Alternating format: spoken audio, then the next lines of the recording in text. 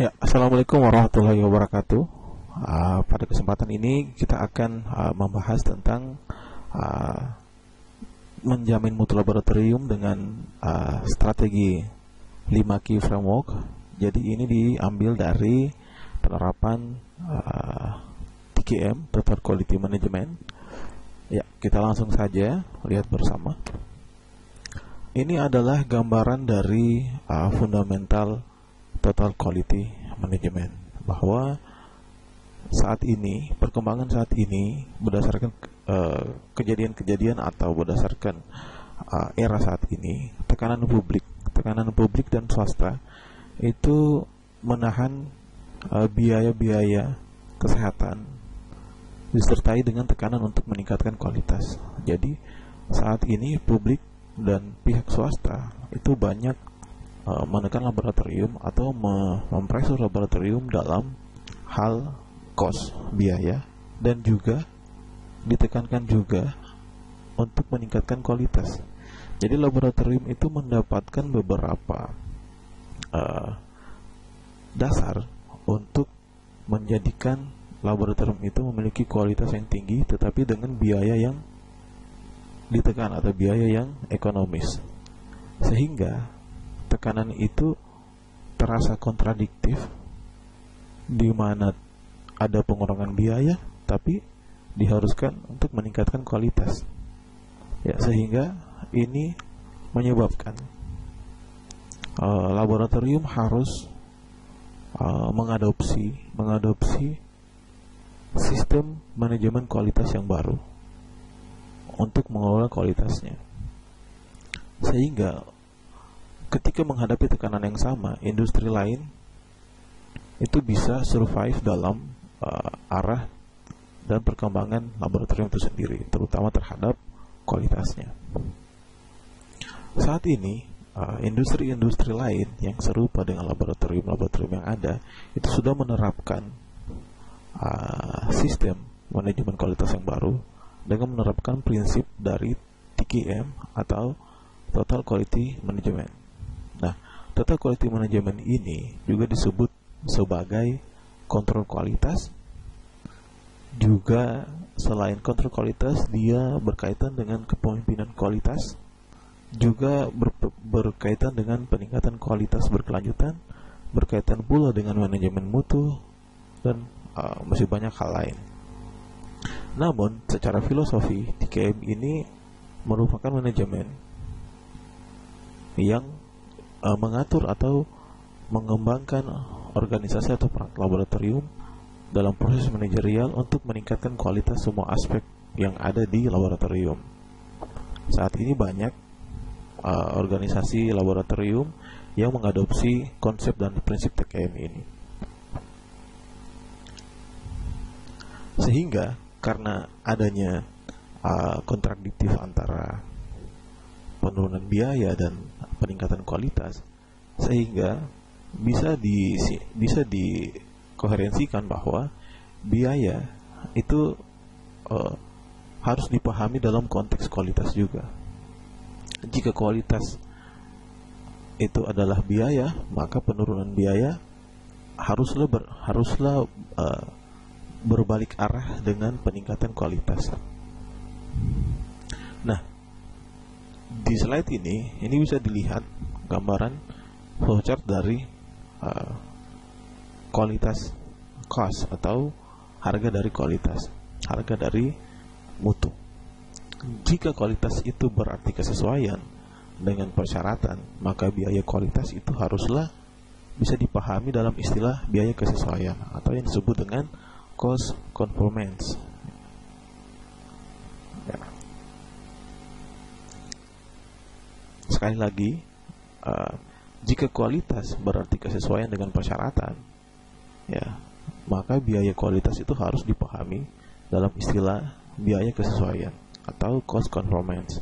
Maksudnya adalah bahwa kualitas itu bisa ditingkatkan dengan menyesuaikan beberapa persyaratan yang sesuai dengan kepuasan atau harapan dari konsumen. Nah, sedangkan saat ini industri dan laboratorium itu biaya kesesuaian itu akan memiliki lawan atau arah yang sama dengan biaya ketidaksesuaian. Karena jika ada biaya kesesuaian, tentunya akan ada biaya non-conformance atau biaya ketidaksesuaian. Nah, kedua biaya ini akan sangat bergantung terhadap penerapan dari kualitas itu sendiri. Nah, biaya kesesuaian jika dilihat dari grafik ini, biaya kesesuaian itu dibagi menjadi dua aspek, yakni biaya pencegahan dan selain biaya pencegahan dan biaya penilaian atau operational cost dan prevention cost. Nah, kalau dilihat dari kedua biaya ini, biaya pencegahan dan biaya kesesuaian, biaya pencegahan ini berkaitan dengan training, kalibrasi, dan maintenance. Sedangkan biaya penilaian itu berkaitan dengan inspeksi dan quality control. Biaya kesesuaian itu adalah biaya yang dikeluarkan.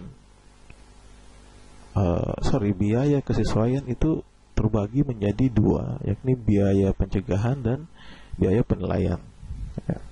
Biaya pencegahan itu adalah biaya yang dikeluarkan oleh laboratorium untuk mencegah masalah.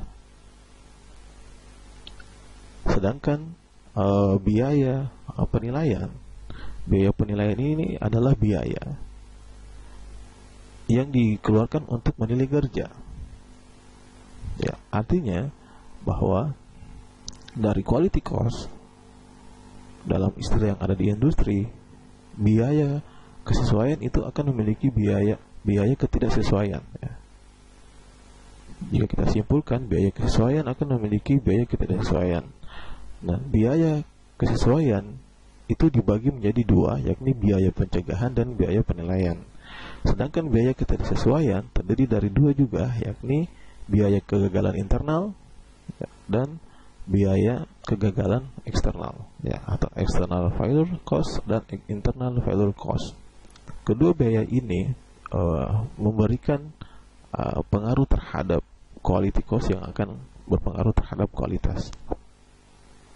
Nah, untuk proses pengujian laboratorium, kalibrasi adalah contoh yang baik dari biaya yang dikeluarkan untuk mencegah masalah atau prevention cost. Demikian juga kontrol kualitas adalah biaya untuk menilai kerja. Pengulangan adalah biaya kegagalan internal untuk kinerja analitis yang buruk. Ya. Begitupun dengan permintaan pengulangan untuk pengujian, karena kualitas analitis yang buruk adalah biaya kegagalan eksternal. Jadi jika disimpulkan bahwa dari biaya kesesuaian dan biaya ketidaksesuaian ini memiliki dampak terhadap cost yang dibayarkan. Artinya dari setiap mekanisme yang harus kita kontrol, mulai dari biaya kesesuaian dan biaya ketidaksesuaian, mulai dari biaya pencegahan, biaya penilaian, kemudian biaya kegagalan internal, biaya kegagalan eksternal, ini akan berdampak terhadap kinerja atau performa dari laboratorium itu sendiri. Nah, contoh dari kegagalan internal adalah seperti yang saya katakan sebelumnya, bahwa kinerja analitis yang buruk dari segi internal itu akan mengeluarkan biaya kegagalan, sehingga ukurannya apa? Ukurannya adalah kita bisa melakukan pengulangan. Jadi ketika dilakukan pengulangan, ini akan mengeluarkan biaya. Ya, ada biaya yang dibayarkan karena pengulangan itu. Nah, itu terjadi, pengulangan ini terjadi karena adanya kegagalan internal. Begitupun jika ada permintaan pengulangan, contohnya permintaan pengulangan, ini juga akan berimplikasi terhadap cost, ya, cost yang ada, cost yang dikeluarkan, sehingga ini terjadi dikarenakan adanya kegagalan dari external variable cost. Maka dari itu, hal ini yang harus kita kontrol dalam memahami TKM. Nah, pemahaman tentang kualitas dan biaya ini mengarah pada perspektif baru tentang hubungan antara keduanya, sehingga peningkatan kualitas itu dapat menyebabkan pengurangan biaya. Peningkatan kualitas dapat menyebabkan pengurangan biaya. Ya.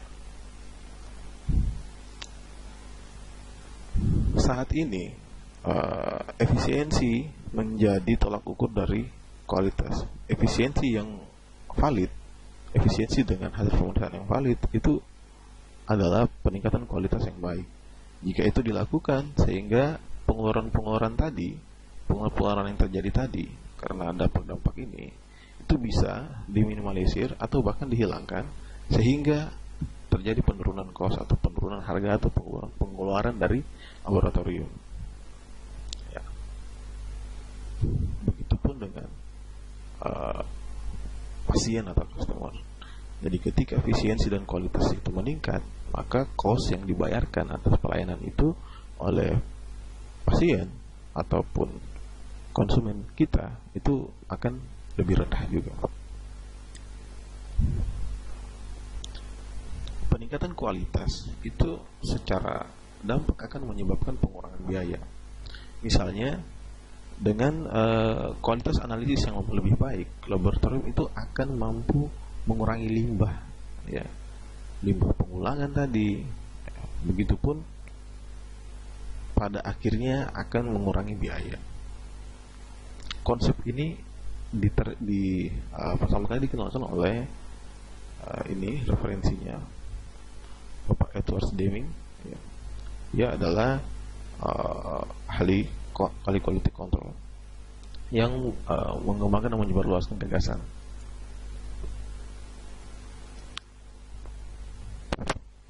Nah, secara prinsip jika dilihat quality control itu atau quality efisiensi juga, itu sebenarnya secara prinsip itu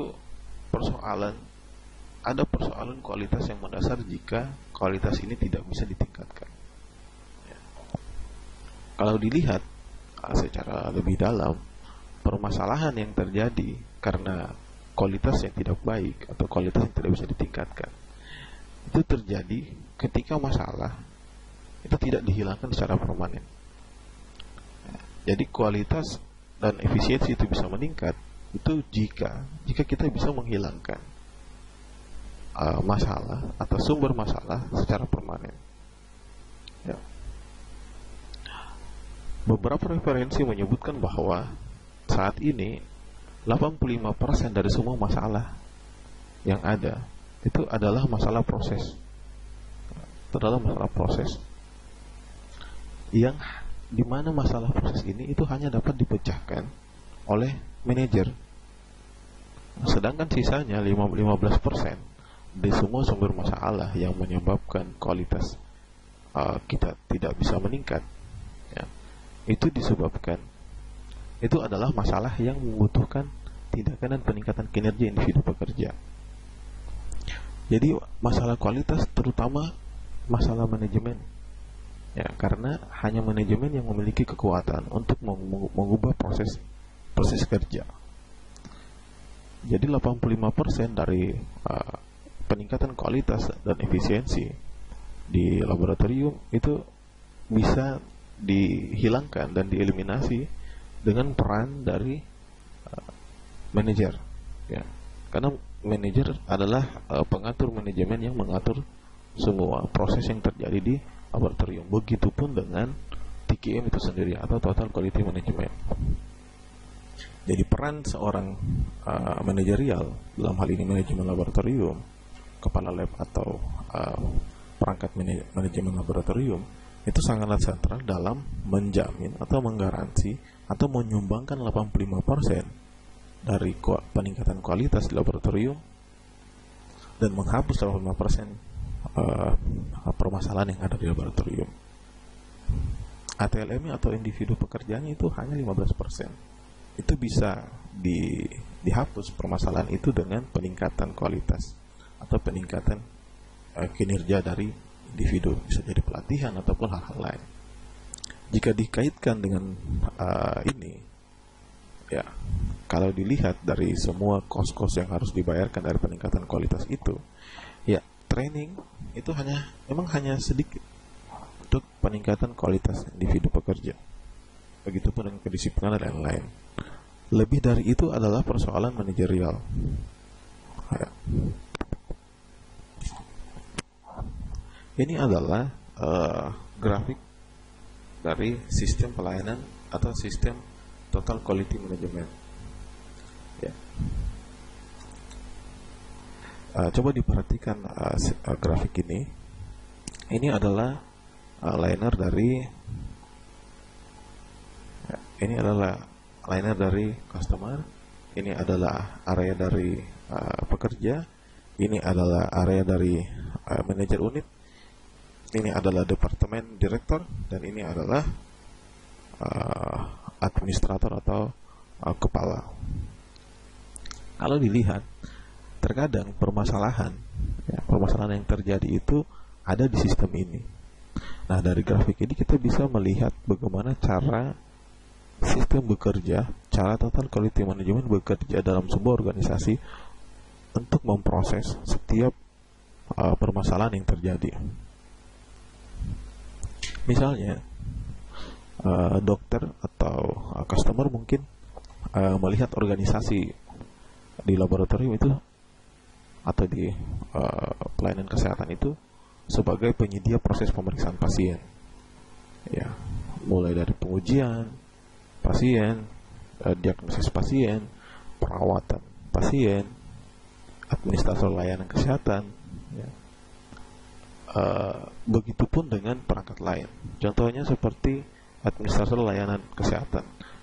Administrator layanan kesehatan ini, dia melihat aktivitas yang ada dalam proses laboratorium itu berkaitan dengan penerimaan pasien, pelacakan layanan pasien, pemulangan pasien, dan penagihan biaya layanan. Sedangkan direktur laboratorium itu memahami tanggung jawab dalam laboratorium itu soal proses perolehan pasien, spesimen,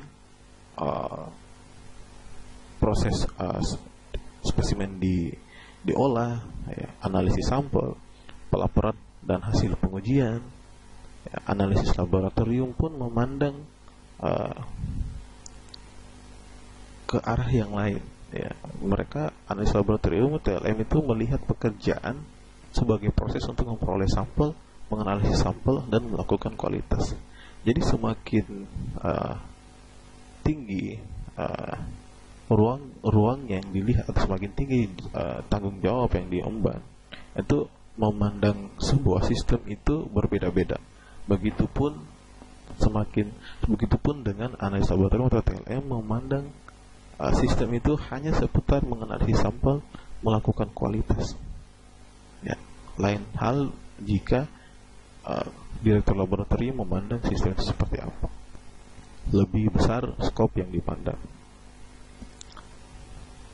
Sehingga dari prinsip ini, jika terjadi permasalahan dalam beberapa proses, contohnya misalkan di proses A, di dalam sini terjadi kesalahan yang melibatkan antar unit di dalam proses itu haruslah pekerja atau petugas yang ada di unit itu segera melaporkan ke atasan, ya.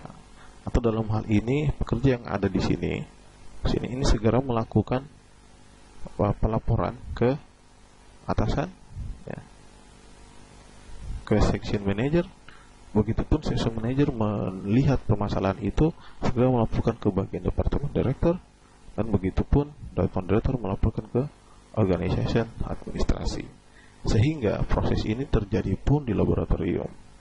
Contohnya ketika ATLM melihat ada trouble di yang kecil saja, misalkan di suhu refrigerator, segera melaporkan ke kepala atau penanggung jawabnya, misalkan dia penanggung jawab bagian logistik atau regensia.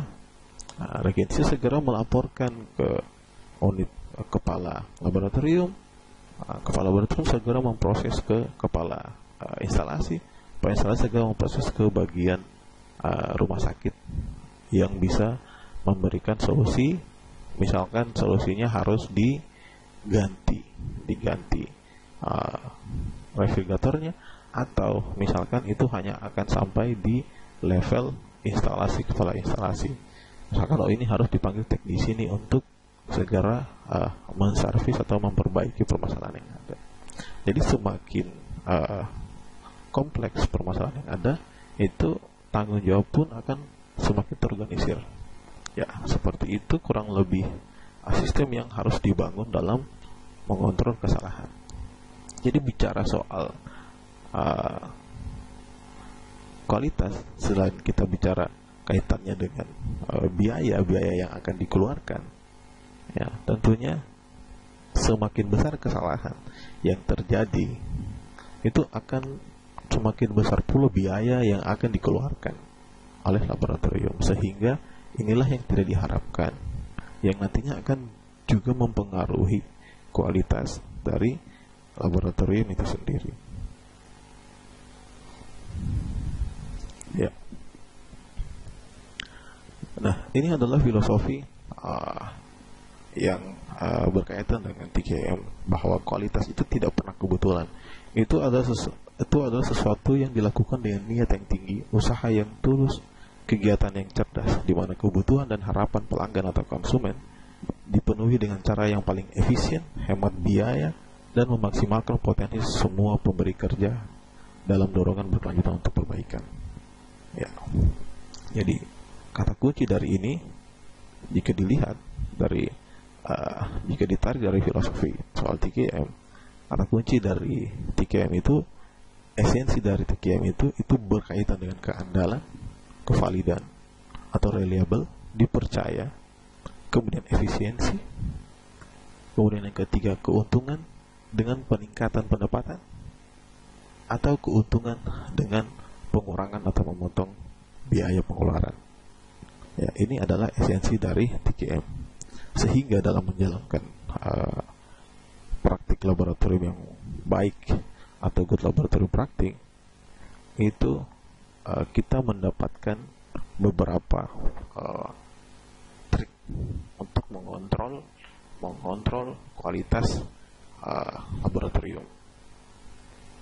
Ya. Ini adalah kerangka yang bisa kita gunakan untuk mengontrol kualitas laboratorium atau memanage kualitas yang ada di laboratorium, yang sering kenal dengan istilah 5 key framework, ya, atau 5 key framework. Ya,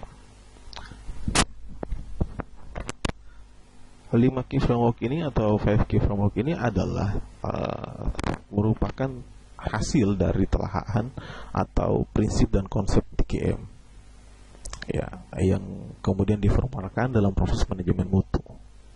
Ya. Nah, kerangka yang dilihat di slide ini di layar adalah kerangka 5 key framework.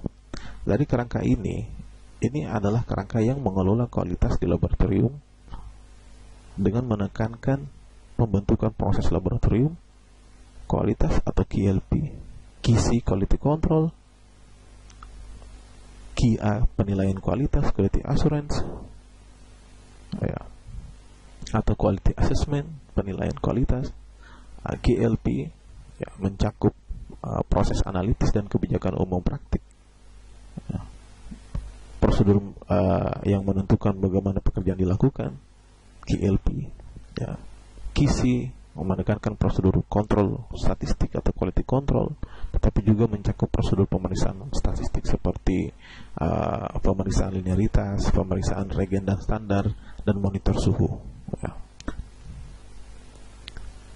Kemudian QA, seperti yang banyak kita lakukan saat ini, berkaitan dengan pengukuran atau pemantauan kinerja laboratorium yang lebih luas seperti waktu penyelesaian, ya, identifikasi spesimen, identifikasi pasien, dan kegunaan uji yang lain. Ya. Perlu diketahui bahwa penilaian kualitas adalah nama yang tepat untuk kegiatan TQM atau quality control atau kendali mutu. Mengukur kinerja tidak dengan sendirinya meningkatkan kinerja dan seringkali itu tidak mendeteksi masalah. Jaminan kualitas itu haruslah kita bisa mengidentifikasi penyebab masalah. Itu bisa dilakukan melalui quality improvement. Jadi ketika kita identifikasi masalah dengan mengembangkan kualitas, nanti quality improvement itu kita bisa menghilangkan dengan quality planning, ya, atau perencanaan. Jadi di perencanaan ke depan, di kegiatan sebelumnya, kita tahu nih di quality improvement ini kita sudah tahu, kita sudah bisa identifikasi permasalahan yang terjadi yang bisa kita identifikasi ketika kita menerapkan quality assessment, ya, penilaian. Ya, jadi ketika kita melakukan penilaian, ya, ringkasnya seperti ini. Saya coba. Jadi ketika kita menjalankan proses laboratorium, kita harus menjalankan quality control, karena quality control ini bisa menggambarkan prosedur kita, apakah sudah terkontrol atau tidak, prosedur laboratorium sudah terkontrol atau tidak. Ya, dengan cara tadi kita menerapkan prosedur kontrol statistik, ya, dengan SD, CV, pengukuran kesalahan, ketelitian ketepatan, WSGAR, leveraging. Nah, selain itu juga kita bisa mencakup prosedur yang non statistik, misalkan kayak tadi pemeriksaan regen, standar, atau memonitor suhu. Ini semua dilakukan di quality control. Nah, ketika quality control dilakukan, kita bisa menilai, atau quality assessment, kita bisa menilai ketika terjadi kesalahan, kita bisa menilai nih, sumber kesalahan ada di sini nih. Jadi ketika kita bisa mengidentifikasi sumber kesalahan, barulah kita bisa melakukan quality improvement atau peningkatan kualitas dari kesalahan-kesalahan yang ada. Kita bisa memetakan sumber kesalahannya ini. Nah, barulah kita rencanakan atau kita planningkan untuk ke depan bahwa harus ada peningkatan ini, ada pengadaan ini jika kaitannya tadi soal suhu, misalkan refrigerator suhunya sudah rusak, sudah tidak bisa lagi dipakai misalkan. Nah, baru kita planning untuk perencanaan pengadaan baru, ya, seperti itu. Sehingga nanti dari perencanaan itu lahirlah kebijakan-kebijakan baru yang diterapkan di quality laboratorium praktis. Di quality laboratorium praktis ini mencakup proses analitik, kebijakan umum, dan lain-lain. Coba kita lihat lebih detail.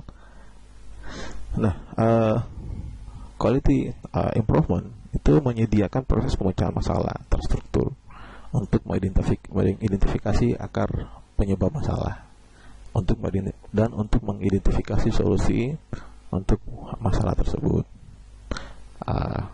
Quality planning itu diperlukan untuk standarisasi perbaikan, ya, kita bisa menetapkan standarisasi perbaikan yang baru untuk perencanaan ke depan, kemudian menetapkan ukuran untuk memantau kinerja, memastikan bahwa kinerja yang dicapai itu memenuhi persyaratan kualitas, kemudian mendokumentasikannya ke KLP yang baru untuk ke depan. Ya, jadi dari quality planning itu, hasil dari quality planning, semua perencanaan yang ada dari semua permasalahan yang diidentifikasi di quality improvement, ya, itu semua akan didokumentasikan di KLP yang baru dengan menerapkan kebijakan-kebijakan atau standar-standar yang baru di quality laboratorium process. Ya, di sini akan mengacu soal proses baru tersebut di dokumentasi dan diimplementasikan. Dari proses itu, setelah proses KLP terjadi, ya, barulah kemudian proses yang ada di laboratorium, ada prosedur yang sudah didokumentasikan atau dikeluarkan kebijakannya, bagaimana SOP-nya, bagaimana prosedurnya, itu dilakukan di laboratorium. Setelah dilakukan prosesnya, lalu baru dilakukanlah kontrol kualitas dengan menerapkan statistik, ya, atau non statistik, ya. Lalu setelah kita menilai quality controlnya, ya, kesalahannya, ya, errornya, ya, ketelitian, ketepatan, setelah itu barulah kita bisa menilai, ya, kualitasnya atau quality assurance. Kita nilai kualitasnya, lalu kemudian setelah kita nilai kualitas mana yang perlu ditingkatkan, kualitas mana yang banyak ada kesalahannya, di bagian mana, barulah kita masukkan ke quality improvement kembali untuk dimasukkan di quality planning untuk direncanakan dalam proses peningkatan ke depan. Jadi dari proses ini secara garis besar yang harus inti dari proses ini adalah menemukan error. Ya, menemukan atau mendeteksi error ini dilakukan di proses QC. Ya. Jadi ketika kita bisa menemukan error atau menemukan kesalahan, barulah kita bisa berpikir ke arah perbaikan. Ya. Ya, error ini adalah bagian dari penilaian, ya, yang terjadi di tahap QC. Barulah kemudian bisa dikembangkan terus menerus, mulai ke improvement, pengembangan, perencanaan, baru kemudian kebijakan yang baru. Ya, kemudian dikontrol lagi, kemudian dinilai lagi, baru diimprovement lagi. Begitu terus alur ini terjadi terus menerus sampai kita bisa menurunkan error atau meningkatkan kualitas. Ya, seperti itu penjelasannya, semoga bisa ditangkap. Nah, coba kita lihat seperti apa QLP itu. Quality Laboratorium Process itu berkaitan dengan 3 aspek sebenarnya. Dari dalam aplikasinya, bagaimana kita menerapkan QLP itu berkaitan dengan 3 proses. Yang pertama adalah pra-analitik, yang kedua adalah analitik, yang ketiga adalah post-analitik atau pasca-analitik. Di pra-analitik persiapan pasien, pengambilan dan penampungan spesimen, penanganan spesimen, pengiriman spesimen, pengolahan dan penyimpanan spesimen. Di analitik pemeriksaan spesimen, di pemeliharaan kalibrasi alat, uji kualitas reagen, uji ketelitian, uji ketepatan, begitupun dengan di pasca laporan, penulisan hasil dan interpretasi hasil. Semua tahapan ini harus bisa dikontrol dengan melahirkan sebuah SOP. Seperti saya bilang tadi, ini harus ada SOP-nya, standar operasional prosedur, atau yang sekarang dikenal dengan SPO. Artinya adalah ada kebijakan yang paten yang dilahirkan dari tahap pra-analitik, analitik, dan pasca analitik yang menjadi pedoman dalam kita bekerja, ya, kita menjalankan proses. Ya, SOP inilah yang menjadi acuan, SOP inilah yang menjadi acuan baku dalam menerapkan semua kegiatan. Semua kegiatan yang terjadi di laboratorium itu harus dicatat dan didokumentasi, sehingga ketika terjadi perubahan hasil atau perubahan sesuatu ke arah yang tidak baik, itu bisa dapat segera diketahui dan bisa diidentifikasi apa penyebabnya. Makanya setiap kegiatan yang dilakukan, entah itu menyalahi prosedur atau itu human error, itu semua harus bisa dideteksi, dicatat, didokumentasi, lalu kemudian dicari akar masalahnya agar bisa diberikan solusi. Ya, seperti itu. Nah, ini beberapa kesalahan yang terjadi di 3 tahapan. Yang pertama adalah pra-analitik, mulai dari permintaan tes dan pengambilan sampel. Biasanya di permintaan tes itu tes yang diminta tidak sesuai, tulisan tangan tidak jelas, identitas pasien salah, jenis pemeriksaan yang diminta tidak spesifik, permintaan terlambat. Ya. Ada juga biasa kesalahan yang dapat terjadi itu di pengambilan sampel, tabung sampel salah, volume sampel itu tidak sesuai. Ya, kemudian sampel yang didapat hemolisis atau tidak memenuhi syarat, entah lipemik dan lain-lain. Kemudian ada waktu pengambilan tidak tepat. Kemudian kondisi pada saat pengiriman sampel tidak baik. Ya, kesalahan-kesalahan inilah yang perlu, kondisi-kondisi inilah yang perlu dicatat. Ya, yang dimaksud tadi. Jadi semua ini dalam proses verifikasi sampel, ya, verifikasi sampel itu harus terdokumentasi, tercatat. Jadi keadaan sampelnya seperti apa itu semua harus dicatat. Begitupun dengan permintaan tesnya. Nah, di tahap analitik, kesalahan yang sering terjadi itu yang dapat terjadi itu di pengukuran analitik. Misalkan alat tidak dikalibrasi secara benar. Kemudian sampelnya tertukar atau tercampur. Ada masalah presisi alat. Kemudian ada bahan yang mempengaruhi analit yang diperiksa. Kalau di pasca analitik itu soal pelaporan hasil dan interpretasi hasil, biasanya hasil tidak dikirimkan atau hasil tidak dapat dibaca, hasil terlambat, kesalahan pada saat menyalin hasil, spesifitas tes tidak diketahui, sensitivitas pun tidak diketahui. Dari permasalahan inilah sehingga perlunya ada SOP yang mana dari semua kegiatan ini haruslah bisa terdokumentasi.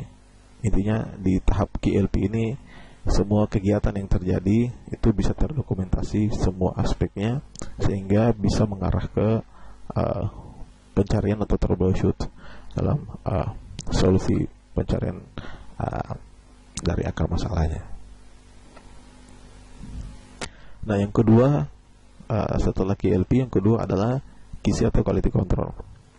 QC ini adalah salah satu komponen dalam proses kontrol yang merupakan elemen utama dari sistem manajemen mutu, memonitor proses yang berhubungan dengan hasil tes serta dapat mendeteksi adanya kesalahan. Ya, inti dari QC ini adalah mendeteksi kesalahan. Ya, coba kita lihat. Nah, QC juga sebagai prosedur manajerial untuk menyesuaikan tahapan-tahapan dari proses pemeriksaan laboratorium untuk memenuhi standar tertentu yaitu akurasi dan presisi. QC juga itu memantau proses pemeriksaan menggunakan teknik statistik untuk mendeteksi, minimalisasi, mencegah, memperbaiki penyimpangan yang terjadi selama proses analisis berlangsung. Jadi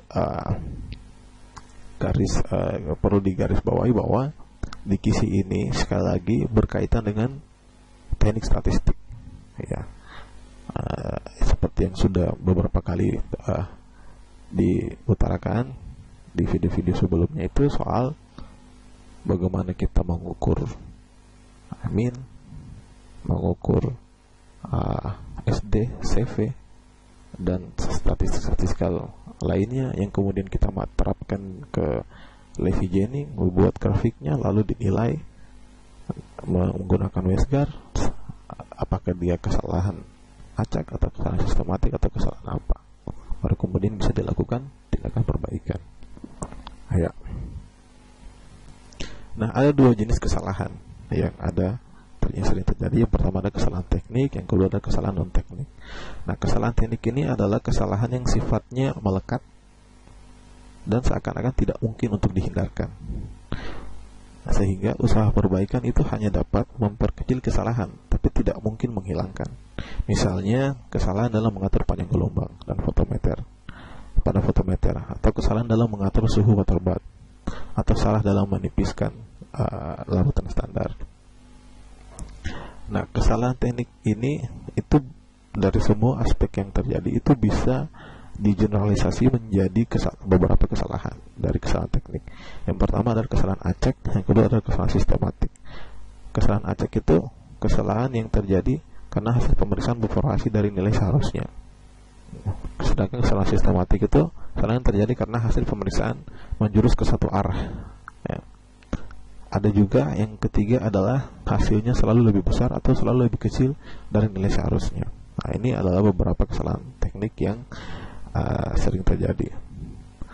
Nah, kesalahan yang kedua adalah kesalahan non teknik. Ya, kesalahan non teknik ini beberapa contohnya adalah kesalahan pengambilan sampel. Ya, contohnya kesalahan dalam persiapan penderita hemolisis, ya, serum terkena matahari. Ya, kemudian kesalahan penulisan atau perhitungan hasil. Kesalahan non teknik dapat dihindari dengan cara menerapkan organisasi yang teratur, pengejaran kesadaran dan disiplin yang tinggi. Saat ini mungkin kesalahan penulisan sudah dihindari dengan sistem informasi laboratorium yang baik, SIL yang baik dengan teknologi yang ada. Nah, perlu diketahui juga bahwa yang penting dari sampel, kesalahan-kesalahan non teknik yang terjadi di sampel itu perlu diperhatikan baik-baik. ya, seperti yang di layar. Salah satu contohnya adalah hemolisis. Kemudian yang kedua adalah serum terkena matahari.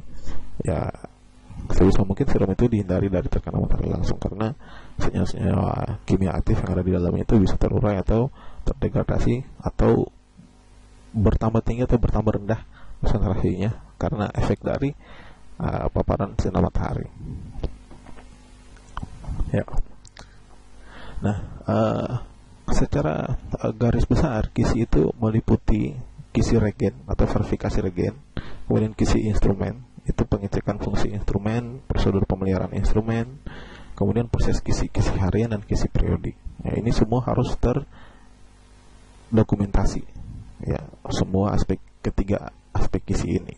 Jadi dari ketiga aspek ini KISI ini, misalkan KISI regen, kita memantau verifikasi regen masih bagus atau tidak bagus, kemudian mulai dari penyimpanannya sesuai atau tidak, suhunya dan lain-lain. Sedangkan KISI instrumen itu berkaitan dengan pengecekan fungsi instrumen, alat, kalibrasinya bagaimana, masih bisa anda dipakai alat ukurnya, kalau tidak berarti harus dikalibrasi. Kemudian pemeliharaan instrumennya, mikroskop misalkan bagaimana, perawatannya setelah dipakai ataupun pemeliharaan setelah dipakai. Kemudian menerapkan proses KISI harian atau KISI periodik. Ya. Kemudian program KISI yang baik itu haruslah memantau kinerja pemeriksaan dengan telah ukur akurasi dan presisi. Jadi kinerja pemeriksaan itu dinilai baik jika ukurannya akurasi dan presisi. Nah, bagaimana cara mengukur ini? Cara mengukurnya adalah dengan menerapkan KISI. Nah, ini bisa dilihat, akurasi dan presisi bisa dilihat dengan kesalahan apa yang terjadi, sistematik atau acak. Ya. Bisa diketahui ini dengan melihat atau mengukur atau menggunakan teknik statistik tadi. Kemudian mengidentifikasi masalah pemeriksaan. Ya, masalahnya di mana, kemudian menilai keandalan hasil pemeriksaan. Ya, valid tidaknya pemeriksaan kita sudah sampai ke arah mana. Nah, kemudian selanjutnya adalah quality assurance. Sorry, maksud saya ini salah, quality assessment ya, salah ketik. Quality assessment atau penilaian kualitas. Quality assessment atau penilaian kualitas itu adalah suatu kegiatan yang dilakukan oleh institusi tertentu untuk menentukan kualitas pada laboratorium. Nah, jadi dia melibatkan institusi lain nih di luar laboratorium. Ya, salah satu kegiatan yang dilakukan untuk menilai kinerja satu laboratorium, contohnya adalah proficiency test. Nah, apa itu proficiency test? Proficiency test atau external quality assurance, ya, dilakukan dengan membandingkan hasil beberapa laboratorium terhadap bahan kontrol rujukan dari laboratorium. Tujuannya adalah untuk mengawasi kualitas tes dalam sebuah laboratorium, mengidentifikasi masalahnya di mana, membuat langkah koreksi terhadap masalah apapun yang teridentifikasi. Jadi, misalkan kita punya laboratorium, kita kirim sampel kita untuk diperiksa di lab lain, kita sudah periksa, dia periksa juga, nanti dilihat, kita bandingkan tuh hasil pemeriksaan kita dengan pemeriksaannya. Nah, persyaratan untuk penanganan sampel proficiency test adalah sampel yang harus diuji dengan alat yang sama. Jadi alat kita dengan alat lab yang kita rujuk itu adalah alat yang sama. Ya. Kemudian sampel harus diuji dengan frekuensi pemeriksaan yang sama dengan sampel pasien rutin. Ya. Kemudian laboratorium harus mencatat semua langkah mulai dari penanganan, pengolahan tes, laporan untuk periode proficiency test. Kemudian ini diperlukan untuk metode primer yang digunakan untuk menguji analit dalam sampel pasien selama periode proficiency testing. Ya, seperti itu. Nah, kemudian selanjutnya adalah quality improvement. Ya, jadi setelah kita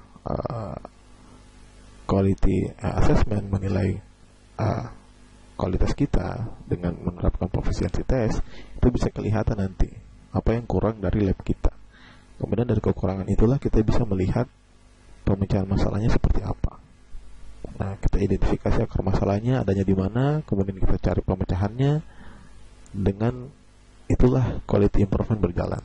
Jadi ketika ada penyimpangan, itu kita bisa cegah dan kita perbaiki selama proses pemeriksaan berlangsung atau selama proses pengembangan laboratorium ke depan untuk arah yang lebih besar.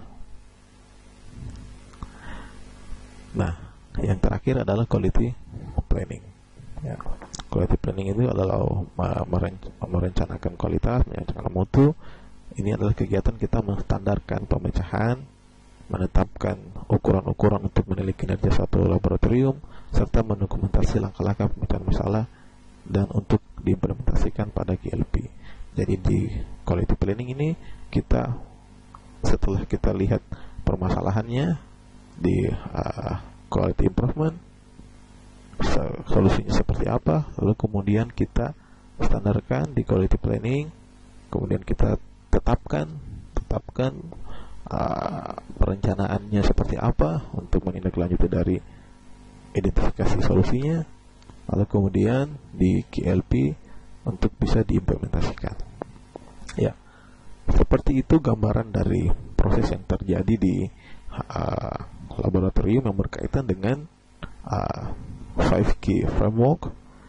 Ya, jadi dari semua kisi yang terjadi itu akan melibatkan beberapa aspek sebenarnya, tetapi pada intinya untuk kisi, untuk dari 5 key tadi ada satu key di kisi.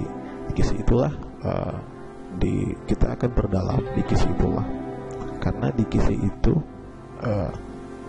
adalah prosedur manajerial untuk menyesuaikan tahapan-tahapan dari proses pemeriksaan laboratorium. Ya, kita bisa memenuhi standar tertentu, yakni akurasi atau presisi. Jadi sekali lagi perlu ditekankan bahwa dari 5 key itu nanti kita akan lebih dalam membahas soal kisi, ya, bagaimana memenuhi standar laboratorium itu, yakni akurasi dan presisi dari hasil pemeriksaan itu, yang mana nanti dari hasil pemeriksaan bahan kontrol itu kita akan analisis secara statistik dan dipantau untuk menilai keandalan pemeriksaan. Ya, setiap tes yang dikerjakan di laboratorium itu haruslah mengerjakan bahan kontrol, sehingga akurasi dan presisi setiap tes dapat dipantau dan dijamin validasinya.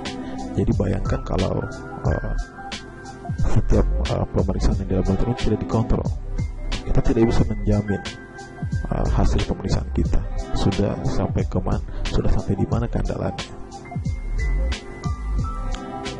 Ya. Dengan kisi juga sebenarnya itu bisa memantau proses pemeriksaan, ya, dengan menggunakan teknik statistik untuk mendeteksi, minimalisasi. Teknik statistik itu yang nanti ke depan di pertemuan selanjutnya kita akan coba bahas soal teknik-teknik statistik di kisi. Ya, seperti itu gambaran dari hari ini, pertemuan pada video kali ini. Semoga bisa bermanfaat. Ya, akhir kata saya ucapkan terima kasih. Wassalamualaikum warahmatullahi wabarakatuh.